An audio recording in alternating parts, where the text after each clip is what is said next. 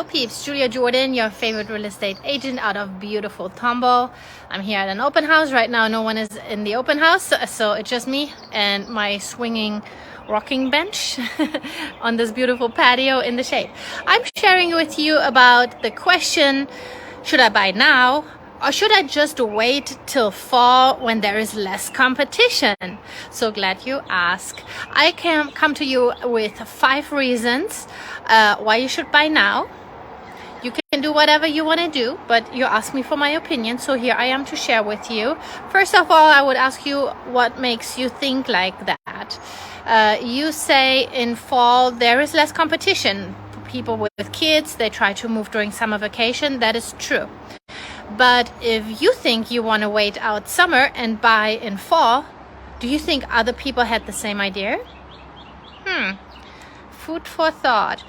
Some peeps say, I have a little notepad here to just remind myself, interest rates might come down. Well, they might come down. They might not come down. They might stay the same. Are you trying to time the market? You know what they say about stocks, it never works. And there are statistics in real estate that it also never works. Let me tell you why.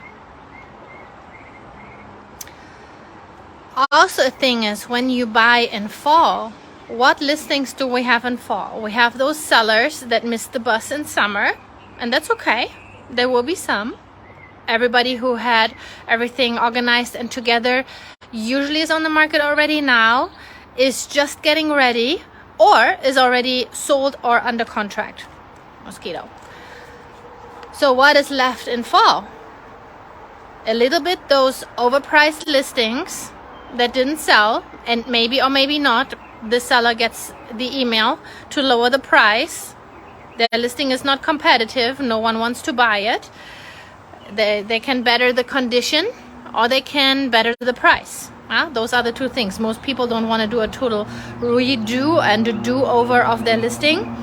They have it on the market. They're just like to the agent, hey, just get rid of it. Just sell it for me, okay? They don't want to invest a whole bunch of money to replace the carpet or take care of their landscaping, their messed up curb appeal, fix things up. Finally, they're already like worn out. They want to get this thing sold. So the only thing what people can move on is the price. And they should do that, but some people don't. If they were already stubborn all summer, they might be stubborn all fall. Okay, maybe not. Maybe here and there you snatch something up. But that's my observation. What is on the market in fall is a little bit picked through and picked over, and you basically see the leftovers from summer. Yeah, the question is, do you want that? What did I write? Oh yeah, interest rates fall. What do you think what happens? Are other people having the same thought? Will you be in competition when you want to buy in fall and now all of the sudden interest rate comes down? What do you think what happens? Bingo, everybody wants to buy. What happens when everybody wants to buy? Bingo, multiple offer situation, price goes up. And you might very well be priced out of the homes that you liked. Let's say you were planning to buy for 500, but now interest rate is low, but the home prices are up. Guess what? You might have to reach deeper in your pocket and actually by the monthly payment in the end pay more than you would be paying now, right? So food for thought. Some people say, oh yeah, economy will crash and everybody will have to sell. Well, we had 2-3 very strong market when it comes to appreciation. Appreciation, in case you don't know, means prices go up for real estate. A house that, you hear your parents talk or your grandparents. We bought this house in 1986 for $80,000 and now it is $250,000. We are rich. Exactly. This is what happened, and what they did in 20 years basically happened again the last 2-3 years. Prices came up. So people do have a whole lot of equity. So people also refied and sit on like 2-3-4% interest rate, our unicorn interest rate that we probably in our lifetime will not see again. Don't wait for that. If you wait for 3%, just find your peace with being a tenant for the rest of your life, okay? We had, due to low interest rate and to low inventory, high demand for 2-3 years now. And it doesn't stop. We still are in a seller's market. Motor bicycle. turning up the volume, probably riding on one tire there on 249. We have low inventory in Houston area. So neighborhoods that are in high demand, almost all of them are, still sell very high. When interest rate comes down, guess what? The hype will be even crazier about those, okay? And now for my sophisticated peeps, my favorite point. Thanks for hanging in there to the end. Inflation. What does inflation do to your money? Let's say you have $100. Right now, $100, let's just assume, buys you 5 packages of Axe. That's quite realistic, right? 5 packages of Axe. We have more inflation over the next year. It would only buy you 4 packages of Axe. That is inflation, yeah? Your money loses purchasing power. Okay, now hang in there with me. Now I make a little knot in your brain. What happens to your debt? Debt, I always pronounce it wrong. Debt, the money that you owe your bank. You take out a mortgage today. You listen to your favorite real estate agent, Julia Jordan. You buy a property today.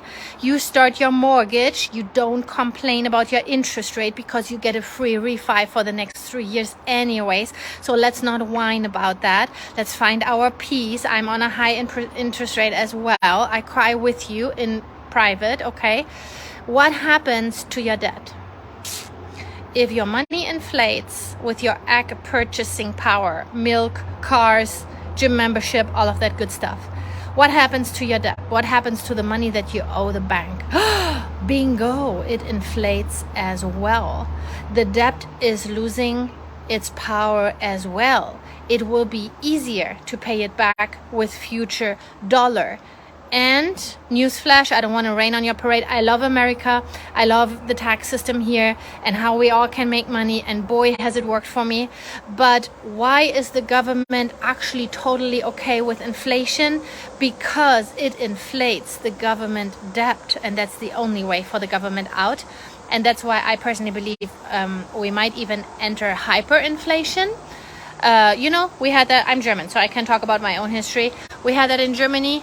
After every war, and we had quite some over there, the German marks deflated in value.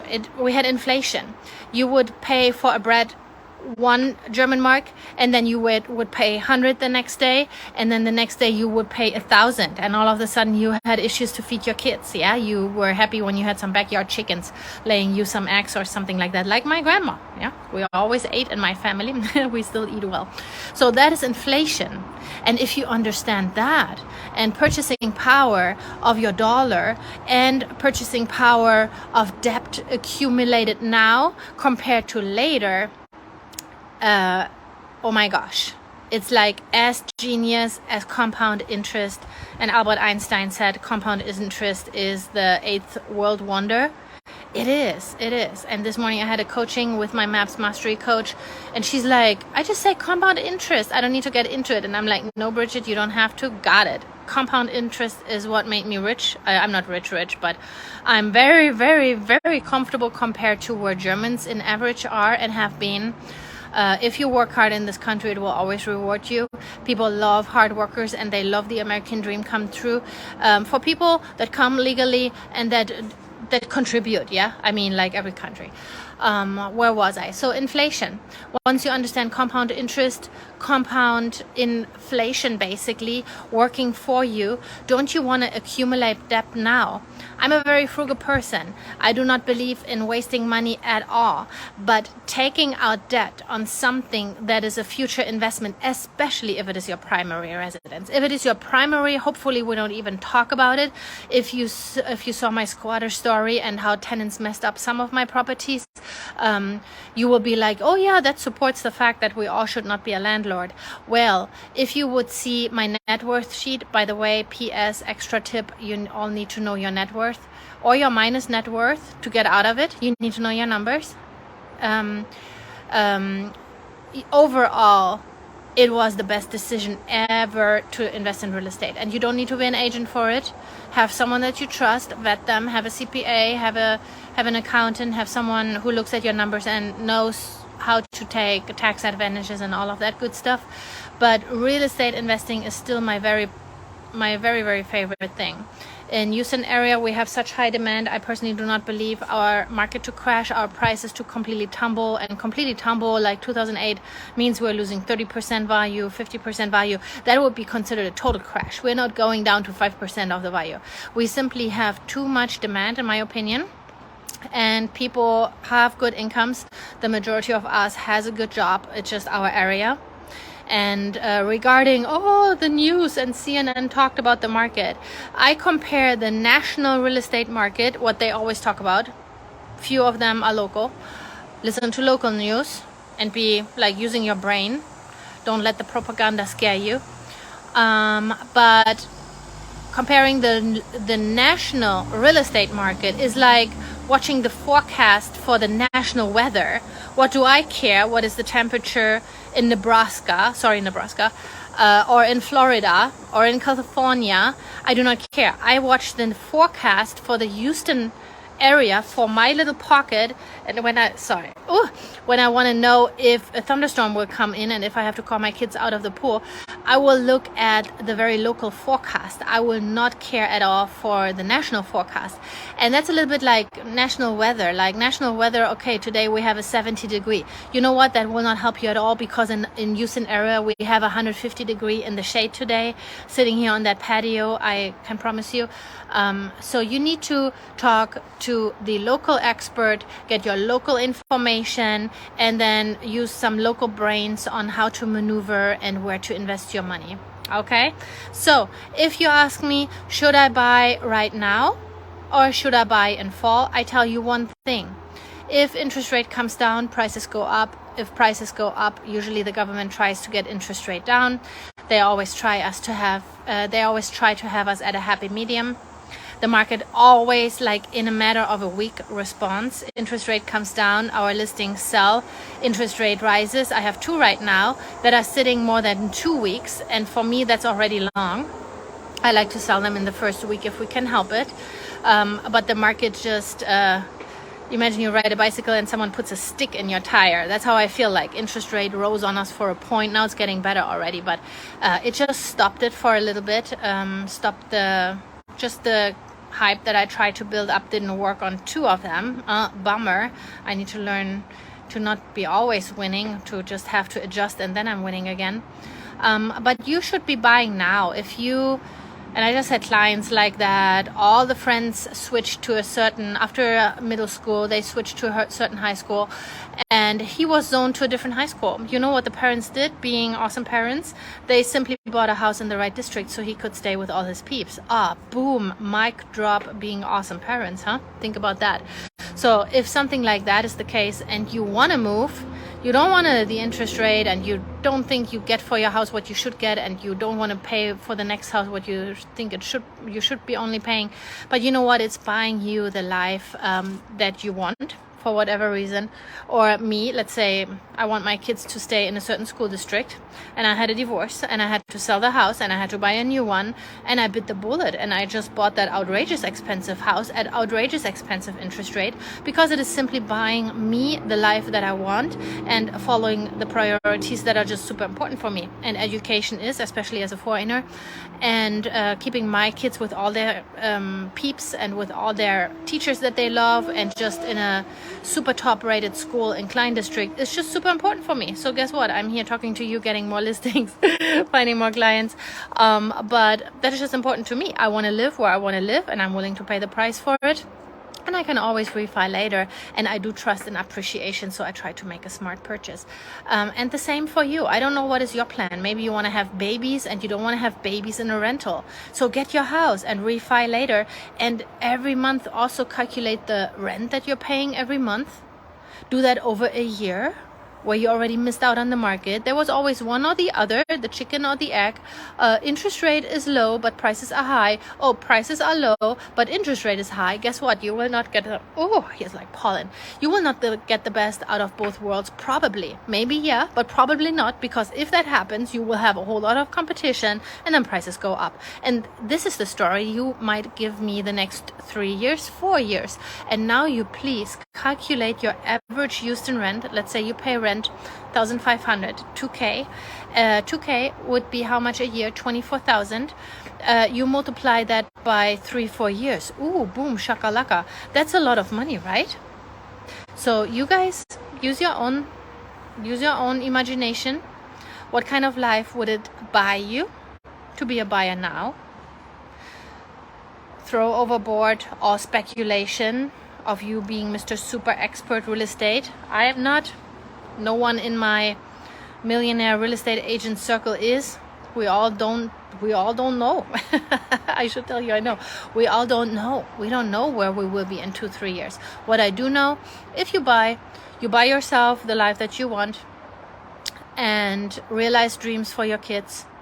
Talking about kids, I get from one to the other. But talking about kids, there are statistics that the most important, if you want your kids to be financially successful in their future, it is not university, it is not elementary school district, it is not if they play soccer or tennis or ride horses. The most important factor for them later being successful, there are statistics for that, is where they grew up. In which neighborhood they grew up. If they grew up in a very poor neighborhood, it is very likely that they stay poor. The better the neighborhood, the better the peeps that they're surrounded by, the teachers, the friends, what the friends' parents talk about, the conversations at the table are different usually. And there are statistics, and literally that is why I live in the neighborhood where I live, because I want to be surrounded and have my kids surrounded by peeps that are hitting it hard, that are hungry to make a better life for their children. My neighborhood actually is super diverse. We have everything: Indian, Chinese, white. There's never Australia. Australia always stays in Australia, but literally everybody else is represented. South Africa, Northern Africa. Did I forget something? Oh yeah, Arabia. Everything Arabia is presented. What else? All the islands, of course, here, all the Pacific Islands and all of that. I don't think we have Nebraska represented. That's another thing. Nebraska and Australia, you know, they're sassy. They stay where they want to be. But everybody else, Europe, strongly represented. So I love my neighborhood. And I feel like that sometimes for foreigners, we see the opportunities here because we come from a different background where we simply do not have. We're not as rotten spoiled as you guys. So we're like, oh my gosh, we can do this, we can do that. We just work for it, and we're used to work hard. And many Americans are too. And yeah, that's why I'm here. And that's why I live in the neighborhood where I live, to have my kids surrounded by people that are hungry and go-getters. And tag you're next. I want you to be next. I want you to be successful financially. I want you to raise your children in your own home. I want you to create generational wealth by being a role model for not only your children, but for your children's children. Rockefeller principle. And I do personally actually really believe it starts with home ownership. If you have questions, you don't know where to start, I can help you. No shame about being a beginner, not knowing all the answers. I don't know either. I know a lot, and I will help you. But I would love to chat with you and get you started. Okay, sometimes you don't start now, sometimes you start next year. If you start next year, you know what, that is still excellent. And I definitely can help you stay motivated and kick into gear and get you guys ready for home ownership. Okie dokie, you guys make it a wonderful Thursday. Yeah, it's a great day to buy a house, in case you wondered. It's almost July. My 10-year anniversary month is coming up, so leave me a message, cheers America, or something like that, and I will be talking to you soon. Okay, bye bye.